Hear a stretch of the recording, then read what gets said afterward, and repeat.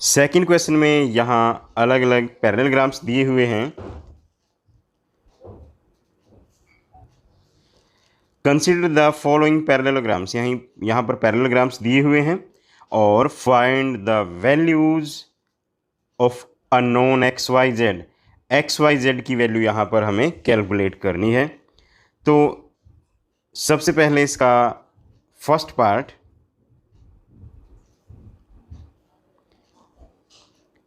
अब first part में हम बता सकते हैं कि यहाँ पर जो बी एंगल है, यानी यहाँ पर जो बी एंगल है वो डी के अपोजिट है और अपोजिट एंगल्स इक्वल होते हैं पैरेललोग्राम में। तो इसके लिए यहाँ पर जो इक्वेशन बनती है, firstly we have to tell angle B is equal to angle D. Reason opposite angles.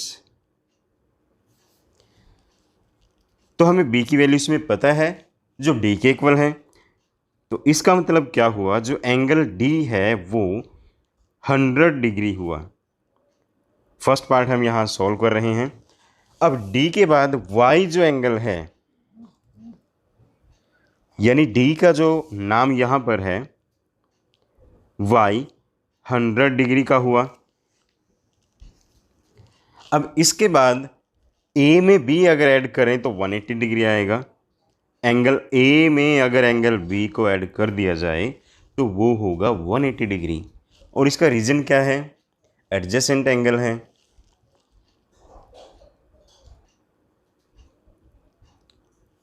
Adjacent angles are supplementary, जो प्रीवियस क्वेश्चन में भी हमने किया था। एडजेसेंट एंगल सप्लीमेंट्री है तो ए में बी ऐड करके 180 डिग्री आता है। तो इसकी मदद से हम ए और बी का नाम लिखेंगे। ए है जेड और बी है 100 डिग्री। ए को लिख दिया जाए जेड और बी को लिख दिया जाए 100, तो ये 180 के इक्वल होगा। तो इसको सॉल्व करते हुए हम कैलकुलेट कर सकते हैं कि जेड की वैल्यू 180 डिग्री माइनस 100 डिग्री आएगी। यानी यहाँ पर जो 100 पॉजिटिव दिया हुआ था, यहाँ पर 100 जो पॉजिटिव था वो दूसरी साइड जाकर नेगेटिव हो जाता है, माइनस हो जाएगा। तो z की वैल्यू यहाँ पर 80 डिग्री।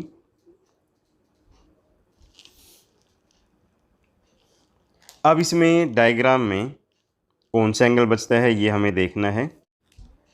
a और c आपस में इक्वल होंगे। We can write angle a is equal to angle c। Angle A C के इक्वल क्यों हुआ, क्योंकि अपोजिट एंगल इक्वल होते हैं। Opposite angles of parallelogram are equal. अब ए क्या है, यहाँ पर ए जेड दिया हुआ है और सी एक्स दिया हुआ है। तो इस तरह से हम z कैलकुलेट कर चुके हैं। z की वैल्यू हमारे पास आई थी 80 डिग्री। तो इसका मतलब क्या हुआ, अब a और z अगर इक्वल हैं तो z और x इक्वल हैं। दैट इम्प्लाइज x की वैल्यू 80 डिग्री यहाँ आ चुकी है। सेकंड पार्ट में भी पैरेललोग्राम दिया हुआ है और फर्स्ट की तरह इसको सॉल्व किया जाए।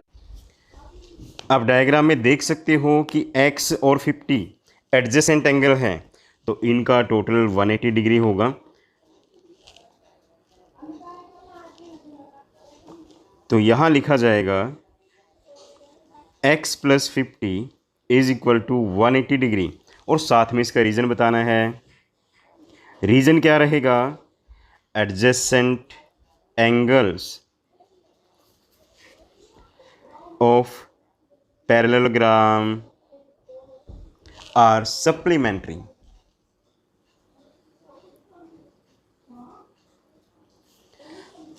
एज यू नो यहाँ पर x के साथ जो 50 प्लस में है वो दूसरी साइड जाकर माइनस हो जाएगा। तो x की वैल्यू होगी 180 डिग्री माइनस, यहाँ पर है 180 डिग्री माइनस 50 डिग्री। अब 180 में से 50 को माइनस कर दिया जाए तो x की वैल्यू 130 डिग्री है। अब यहाँ पर x और y एक दूसरे के अपोजिट एंगल्स हैं। x हम कैलकुलेट कर चुके हैं, x इसमें 130 आ चुका है, वो वैल्यू हमें अभी याद रखनी पड़ेगी। x is equal to 130 degree. अब x और y अपोजिट एंगल हैं तो इक्वल होंगे। x is equal to y क्योंकि ये अपोजिट एंगल्स हैं और पैरेललोग्राम में अपोजिट एंगल इक्वल होते हैं। तो we can say the value of y is equal to 130 degree. अब इसमें एक एंगल बचता है z। तो अब y और z एक दूसरे के रिलेटिव हैं। कैसे हुए? जैसे यहाँ पर ये पैरेलल लाइन है, ये पैरेलल लाइन है और एक ट्रांसवर्सल लाइन है, तो यहाँ पर z और ये एंगल अल्टरनेट एंगल होने की वजह से एक दूसरे के इक्वल होंगे। तो हम लिख सकते हैं कि y z के इक्वल है, y is equal to z। Reason रहेगा अल्टरनेट एंगल्स।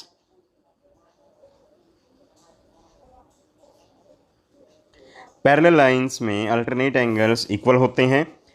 तो y 130 डिग्री है और y के इक्वल z है, तो z यहाँ पर 130 डिग्री हुआ। तो इस तरह से यहाँ हम देख सकते हैं कि जो भी वैल्यूज़ आई हैं, x की वैल्यू क्या आई है लास्ट में हम लिख सकते हैं, hence x is equal to 130 degree, y is equal to 130 degree and z is equal to 130 degree. x y z सभी की वैल्यू यहाँ पर 130 डिग्री है। अब थर्ड पार्ट में यहाँ एक रोम्बस दिया हुआ है।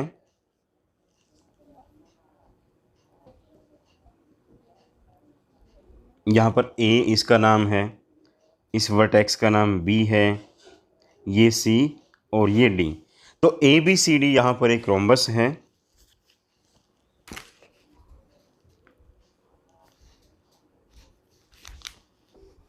Firstly we have to write the name. We are solving the third part. In this part, ABCD is a rhombus.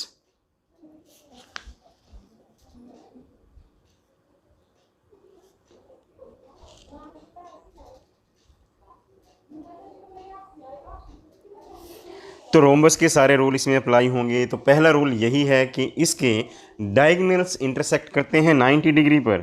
अगर डायगोनल 90 डिग्री पर इंटरसेक्ट करते हैं तो यहाँ भी 90 होगा, यहाँ भी 90 होगा और इसका मतलब इसमें x भी 90 डिग्री होगा।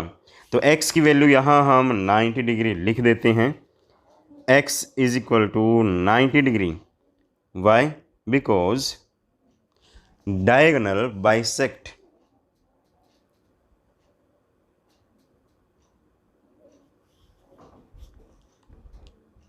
diagonals bisect at 90 degree. अब x की वैल्यू फाइंड आउट करने के बाद हमारे पास यहाँ एक ट्रायंगल बनता है।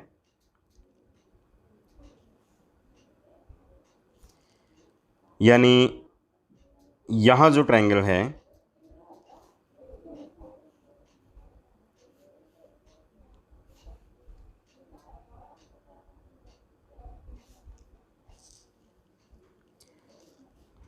that is joining O point, that is BCO triangle. तो यहाँ पर जो ट्रायंगल है वो एक BCO ट्रायंगल है। इन ट्रायंगल BCO इन सभी एंगल्स का टोटल 180 डिग्री होगा। x plus y plus 30 degree is equal to 180 degree. Why? Angle sum property.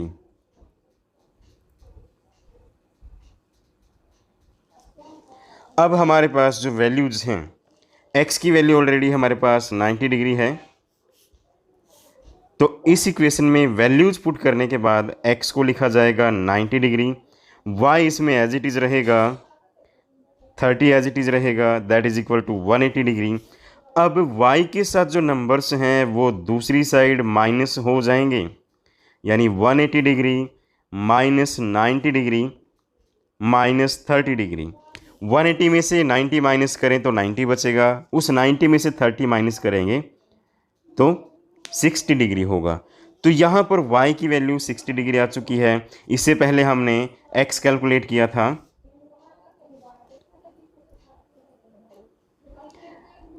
x already 90 आ चुका है और y हमारा आ चुका है 60 डिग्री। तो अब इसमें हमें z कैलकुलेट करना होगा। z कैलकुलेट करने के लिए हम पैरेलल लाइन की थ्योरी याद करते हैं। पैरेलल लाइंस के अकॉर्डिंग अगर ये दो पैरेलल लाइंस हैं और एक ट्रांसवर्सल लाइन है, तो इस तरह से जो दो एंगल बनते हैं वो एक दूसरे के इक्वल होंगे, और ये एंगल अगर इन पैरेलल लाइंस के बीच में हों तो तब भी रूल सेम रहेगा। तो हमारे पास जो डायग्राम दिया हुआ है उसमें यहाँ पर y है और यहाँ पर z है, तो y z इसमें अल्टरनेट एंगल्स हुए और अल्टरनेट एंगल्स इक्वल होते हैं। तो हमें लिखना होगा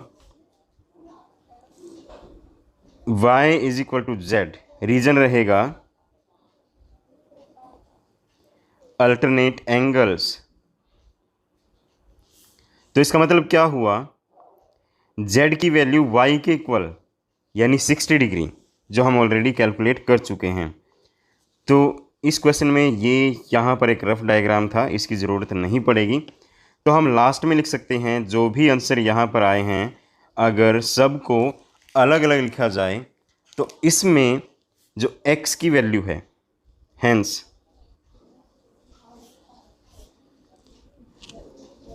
x यहाँ पर 90 डिग्री है, y की वैल्यू 60 डिग्री आ चुकी है और z की वैल्यू भी 60 डिग्री आ चुकी है। फोर्थ पार्ट में x एंड 80 डिग्री एक दूसरे के सामने हैं, तो इसका मतलब क्या हुआ, एक ही साइड पर होने की वजह से ये एडजेसेंट एंगल हुए, तो x में 80 डिग्री अगर प्लस किया जाए तो 180 डिग्री आएगा। Means x plus 80 degree is equal to 180 degree. और इसका रीजन क्या रहेगा, एडजेसेंट एंगल्स। ABCD एक पैरेललोग्राम है, इसमें एडजेसेंट एंगल का टोटल 180 डिग्री होता है। तो यहाँ पर x को कैलकुलेट किया जा सकता है। 80 डिग्री जो x के साथ लिखा हुआ है वो दूसरी साइड माइनस 80 डिग्री हो जाएगा, तो x की वैल्यू है 100 डिग्री। तो x यहाँ 100 कैलकुलेट हो चुका है। अब हमें z और y देखना है, तो पहले y देखिए। y और 80 डिग्री एक दूसरे के अपोजिट एंगल है, y एंड 80 डिग्री एक दूसरे के इक्वल होंगे क्योंकि ये अपोजिट एंगल है। We have to write y is equal to 80 degree, reason opposite angle. क्योंकि पैरेललोग्राम में अपोजिट एंगल एक दूसरे के इक्वल होते हैं। तो अब हमें लास्ट में कैलकुलेट करना है z।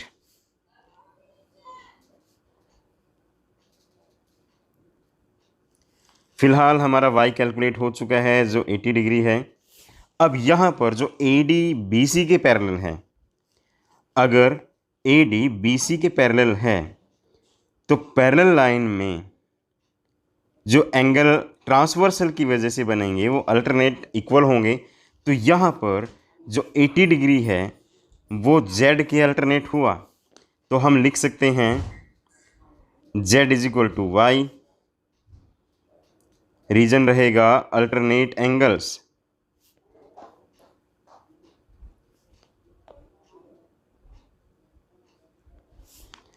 और y की वैल्यू हम कैलकुलेट कर चुके हैं जो 80 डिग्री है। तो इसका मतलब क्या हुआ, z की वैल्यू भी यहाँ पर 80 डिग्री हुई। तो इस तरह से यहाँ x y z कैलकुलेट हो चुके हैं, और x y z की जो वैल्यू है, hence x is equal to 100 degree,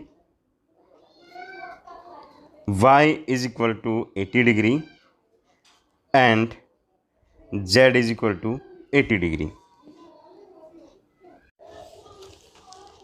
last part में भी पैरेललोग्राम दिया हुआ है, and as you know parallelogram में जो अपोजिट एंगल्स हैं, y 112 यहाँ दिया हुआ है,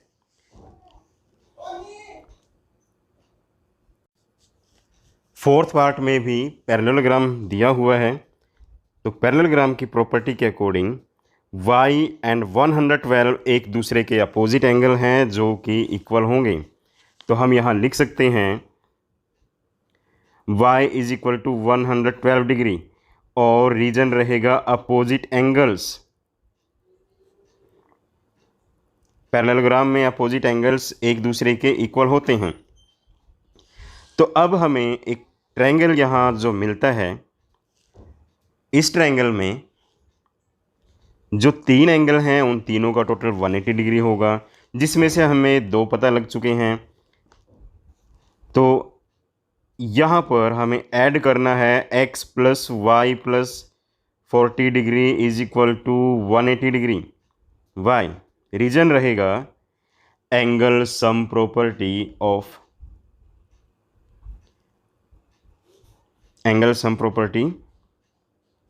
ट्रायंगल। अब इस इक्वेशन में जो जो वैल्यू हमें पता है वो लिख लेंगे।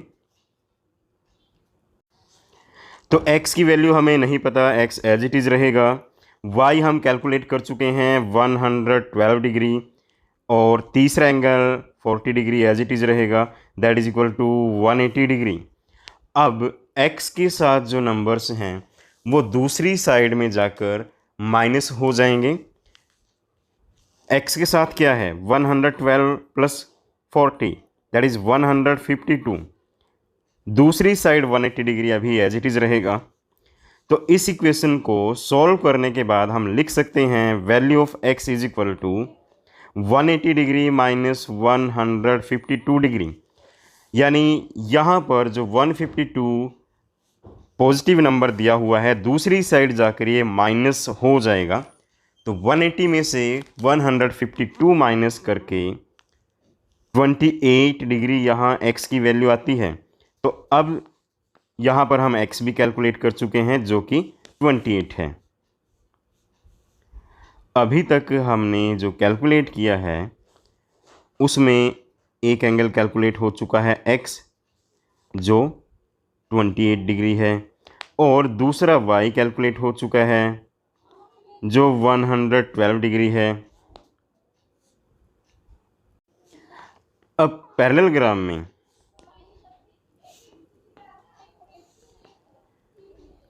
ये लाइन जो y x को ज्वाइन करती है और ये लाइन पैरेलल है, यहाँ पर ट्रांसवर्सल लाइन है, यानी कुछ इस तरह से डायग्राम बनता है। तो इसमें यहाँ पर जो एंगल x दिया हुआ है वो z के इक्वल होगा। तो इस प्रॉपर्टी का यूज़ करते हुए, यानी अल्टरनेट एंगल्स का यूज़ करते हुए, हम इन दोनों को इक्वल लिख सकते हैं। फिलहाल इसको इरेज कर देता हूँ। तो हम यहाँ लिख सकते हैं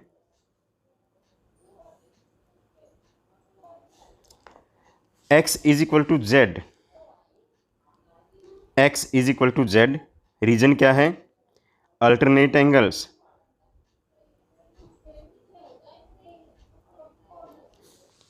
अब इसका मतलब क्या हुआ, z x के इक्वल हुआ, और x क्या है जो हम कैलकुलेट कर चुके हैं, x 28 डिग्री है। तो इस तरह से यहाँ पर सभी एंगल कैलकुलेट हो चुके हैं। हैंस जो वैल्यूज़ हैं, x is equal to 28 degree, y is equal to 112 degree and z is equal to 28 degree.